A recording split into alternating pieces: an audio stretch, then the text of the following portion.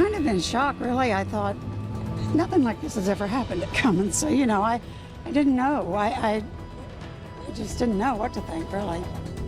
A workplace shooting leaves 2 people dead from an apparent murder-suicide inside the Cummins plant in Seymour. And we now know the shooting involved a supervisor and employee. Late today, police searched the home of that employee near the plant. They say he shot his boss and then turned the gun on himself. Eyewitness News reporter David McAnally is at the gunman's Seymour home where he saw that search take place. Dave? This is where Quang Chen lived. It's a first-floor apartment here, just off of US 50, just on the east side of Columbus. We're not too far from the interstate here. We haven't met anybody who really knew him. Haven't met anybody who knew how long he has lived here. When we were here, the police had already concluded their search. The warrant will obviously, there'll be a return on that warrant, and we'll learn more about what they found.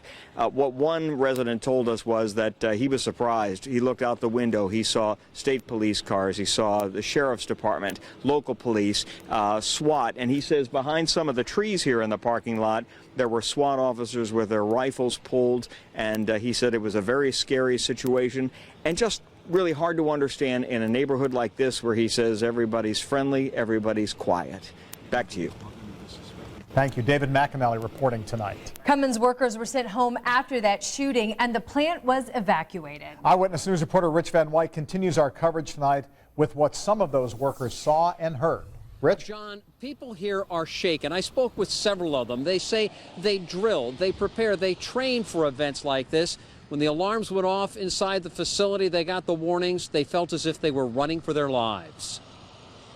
Photos obtained exclusively by Eyewitness News show the hundreds of Cummins workers fleeing the gunfire, filling the nearby streets and parking lots, as state and local SWAT teams rushed to the scene, not knowing how many people might be involved.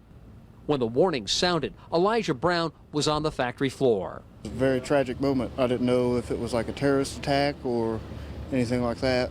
It was a life or death situation. I just had to get out of there.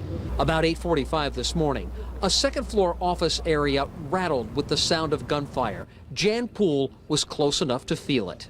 I thought the structure, something had happened with the structure in the ceiling was coming down because my desk and everything was shaking. And moments later, she was running away. Police found 49-year-old Ward Edwards and 37-year-old Quang Chen dead of gunshot wounds. Investigators recovered a handgun. They suspect Chen shot his supervisor, then himself. A Cummins spokesman wouldn't elaborate. This is a really difficult time for all of us. As a precaution, police spent hours searching the engine plant and technical center, checking for additional suspects. They found none. Police had both men's cars towed away from the parking lots. Cars they plan to search for clues. Detectives are already searching Chen's Seymour apartment. Workers and company officials say they conduct training drills and prepare for situations like this. Those preparations didn't prepare them for the aftermath.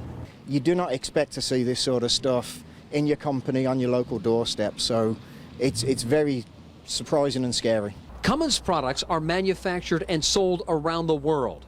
Despite its size, workers say the Columbus-based company still feels very much like a family. One of the workers today described Ward Edwards to me as a very nice, generous man. The facility is closed today and tomorrow. Company officials told workers to go home, take care of themselves, take care of their families, and come back to work Monday morning. John and Ann.